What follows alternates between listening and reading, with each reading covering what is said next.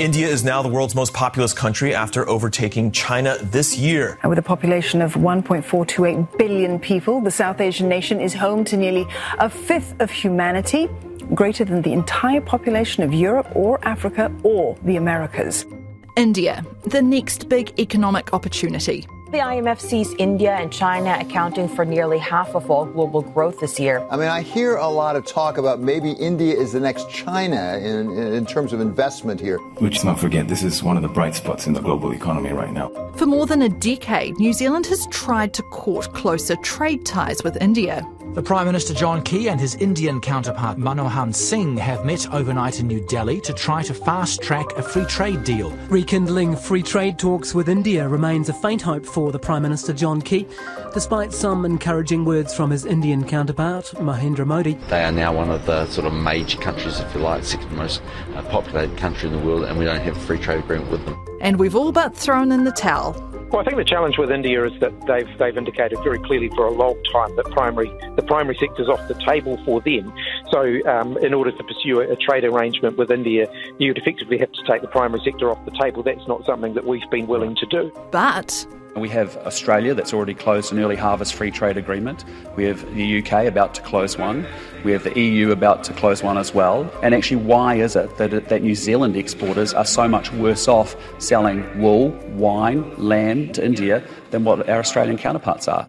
Kia ora, I'm Sarah Robson, and today on The Detail, as Prime Minister Chris Hipkins meets with his Indian counterpart Narendra Modi for the first time in Papua New Guinea, has New Zealand been going about its relationship with India the wrong way? With a determined focus on selling stuff, have we fundamentally misunderstood the realities of doing business with the world's newly crowned most populous nation?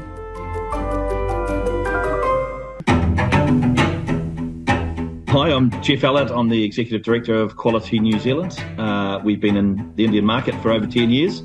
Quality New Zealand is one Kiwi company that has done its homework on the Indian market and found its niche. Came about actually in a previous role in New Zealand cricket, where one of the functions was to travel to India, assess the hotels and the security layouts and negotiate with the Indian Cricket Board. And what I realised at that point was that there was very little New Zealand product in India.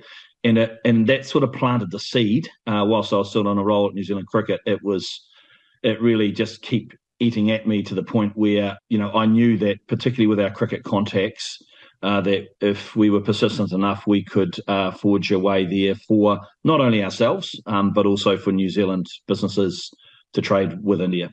How do you actually do that work? Do you work with selected New Zealand businesses? Do you sort of hand pick them depending on what niches you might identify in India? The industry side of it started with a trip that the ANZ had actually organised to India. And on that trip, we met a number of meat companies. We identified early on as part of our due diligence that sheep meat was pretty much the low-hanging fruit for the market, particularly in the five-star and food service sectors. On that trip were the Alliance Group, and we formed a relationship pretty early on, to be fair. The representatives from Alliance at the time understood the potential of the market. They understood that it would take time, but they were prepared, along with us, to commit to developing a model and a market that we would ultimately both benefit from. And to the extent now where the Alliance Group are a shareholder in Quality New Zealand, and we've enjoyed a very strong relationship, over that time of that tenure of 10 years. So that's getting premium New Zealand lamb into those higher end sort of hotels, restaurants, etc. We have 350 five-star hotel customers. Each of them have approximately 3 to 5 restaurants within each of the hotels. So it's significant in that regard. We represent about 80% of all sheep meat going into India. And whilst that's not a big number in terms of the comparisons to China and other markets, it's been really important to have that dominance, if you like. We've also exported dairy and seafood to India. Wait, dairy? We're not talking milk and blocks of butter here. This is high-end food service stuff. Think butter pastry sheets. How do we play in the retail channel, and also we're just developing an e-commerce online channel as well. So there's a lot happening, but certainly the food service and five-star hotel chains were strategically very, very important because they come with a lot of status in the country.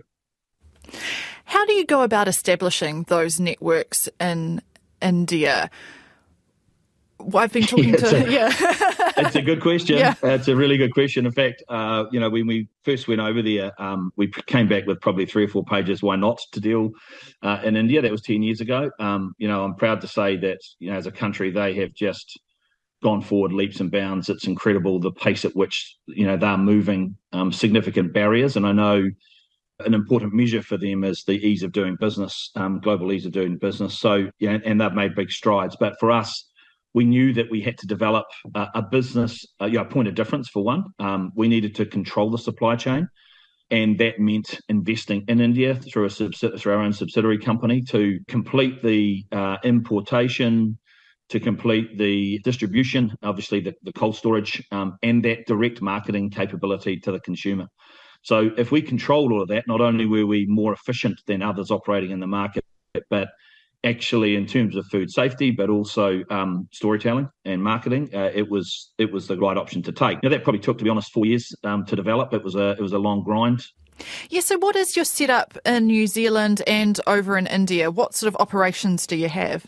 We try and stay really efficient here in New Zealand. So we have 2 staff here in New Zealand, but we have 25 staff now over in India. That subsidiary company effectively does all of the stock clearance, the distribution, and the marketing of product, and of course the relationships, which is fundamentally the most important. When you're dealing with a 33% tariff, you have to create efficiencies. And I know a lot of exporters out of New Zealand look at India and go, well, there's no way that we compete, and they're right under the traditional model. By the time you have someone clipping the ticket as an importer and a marketer and a logistics person, it's just not feasible for the price points. So you have to do something different, and that's where that long-term commitment is crucial, or has been crucial.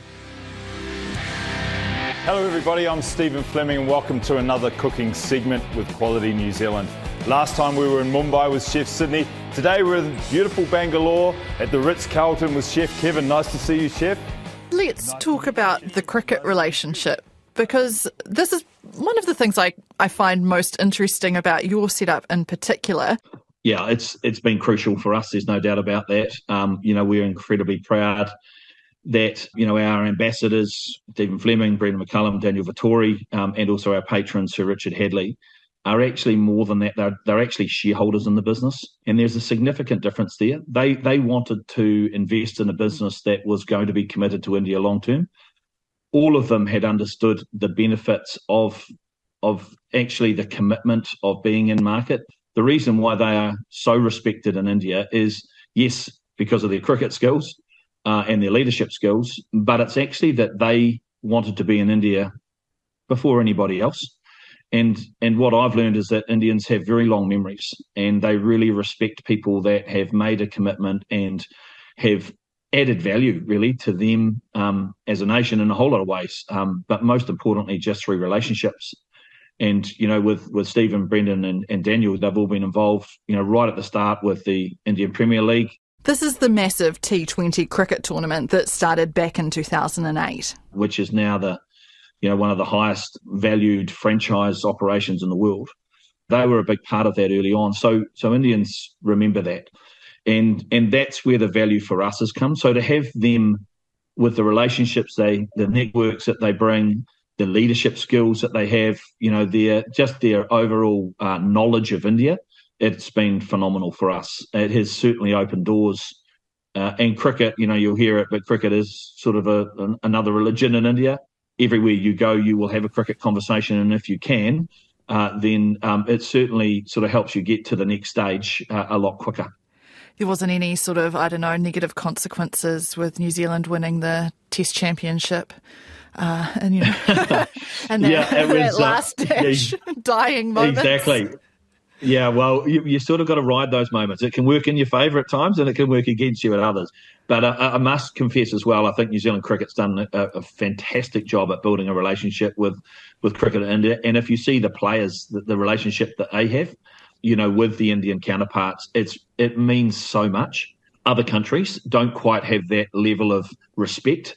And when you insult, an Indian cricketer on the field, you're insulting a nation. So there are moments, yes, it's got to be competitive and everyone understands that, but I think the professionalism of our guys in the last, decade or so has been outstanding, and it's more consequential than just on the field. Their actions have also helped forge really good views of New Zealand as a nation in many ways. And I think cricket has been the lens to which a lot of Indians have actually experienced New Zealand, and equally probably the other way around.